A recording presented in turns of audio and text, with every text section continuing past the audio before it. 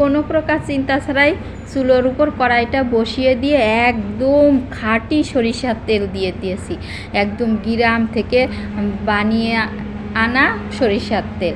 তার ভিতরে দিয়ে দিলাম লাল লাল 2-3টা শুকনো লঙ্কা আর একটু পাঁচফোড়ন আর 2টা তেজপাতা। খুব হিসাবই, আমি একটাও বেশি দেই না। দিয়ে একটু নাড়াচাড়া করে নিলাম। আর সামনে আরও কি দেব দেখতে পাবেন। এই যে দেখতে পাচ্ছেন না, নড়াচড়া করতেছে মশলাগুলো। এবার আমি দিয়ে দেব জলপাই।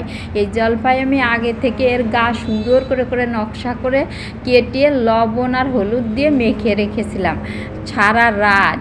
এখন আবার ভোরবেলা হয়েছে না, এখন আমি এই তেল একটু নাড়াচাড়া করে এইগুলো দিয়ে দেব। মশলাটা একটু হোক, তারপরে দেখেন দিয়ে দিচ্ছি।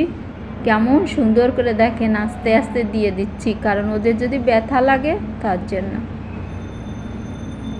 দিয়ে অল্প জালে নাড়াচাড়া করব, যাতে একটু ভাজা ভাজাও হয়, এর গাটার রঙটাও একটু চেঞ্জ হয়ে যায়। দেখেন সাথে সাথেই রঙটাও চেঞ্জ হয়ে গেছে। এখন আমি আস্তে আস্তে যেসব মশলাপাতিগুলো দেব সেগুলো দেব। তবে আমি খুব হারকিপটে, মশলাপাতি খুব একটা দিতে চাই না। যত অল্প মশলায় করা যায় সেটাই আমার জন্য ভালো মনে হয়। দেখেন দিয়ে দিচ্ছি হলুদ অল্প একটু, আবার সাথে একটু মরিচের গুঁড়াও দিয়ে দেব। নাড়াচাড়া করে নিলাম।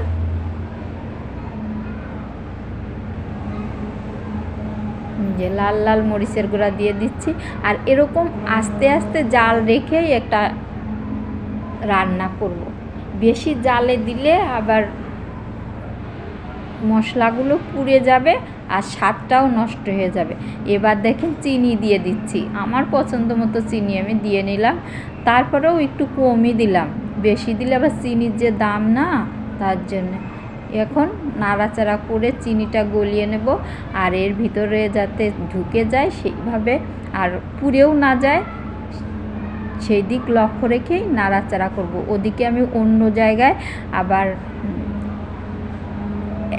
এটাই তো বলি নাই আমি কি বানাচ্ছি। আমি তো জলপাইয়ের তেল ঝালের আচার বানাচ্ছি।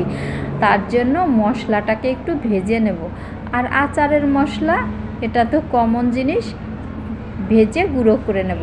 আর সাথে একটু ভিনেগার দিয়ে দেব, যাতে একটু বেশি দিন রাখা যায়।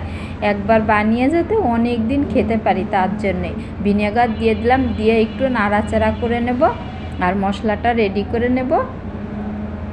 দেখেন কত সুন্দর রং হয়ে গেছে, জলপাইয়ের রঙও চেঞ্জ হয়ে গেছে। এবার নাড়াচাড়াও শেষ, দিয়ে দেব মশলাপাতি। মশলাপাতি বলতে সেই আচারের মশলা দিয়েই নামিয়ে নেব। আর তারপরেই ইচ্ছা মতো যখন খুশি তখন খেয়ে নেব। হয়ে গেছে, নামিয়ে নেব।